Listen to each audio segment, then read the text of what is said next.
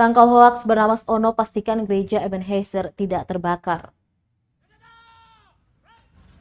Beredarnya informasi di media sosial Rabu 26 Januari 2022 bahwa gereja Ebenezer di Desa Kariu, Kabupaten Maluku Tengah hangus terbakar akibat pertikaian.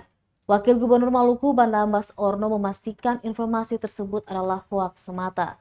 Intinya masyarakat harus menahan diri, tidak mudah termakan provokasi atas isu-isu yang didesain sedemikian bagus untuk kembali membenturkan antar kelompok ini lagi.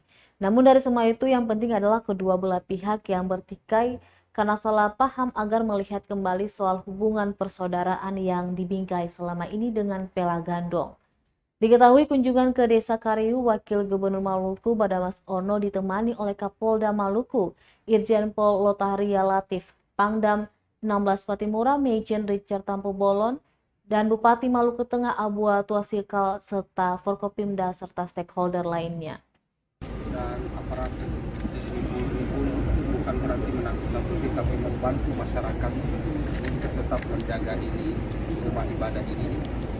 Dan kemudian kehadiran saya sebagai wakil gubernur, Pak Pangdam, Pak Kapolda, Pak Dantam Tama, dan Kabinda unsur terkait lainnya, kita juga sekedar untuk bisa membantu masyarakat yang korban.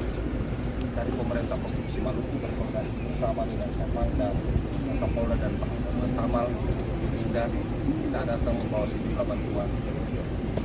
Nanti sebentar itu akan dibawa oleh kapal. Tapi kemudian lebih penting lagi yaitu bersama pemerintah Provinsi Maluku bersama unsur Forkopimda kami mendukung karena kita orang Maluku ini bersaudara. Semoga saja kedua belah pihak yang bertikai karena satu dan lain hal, saya percaya sungguh. Terima kasih sudah nonton. Jangan lupa like, subscribe, dan share ya.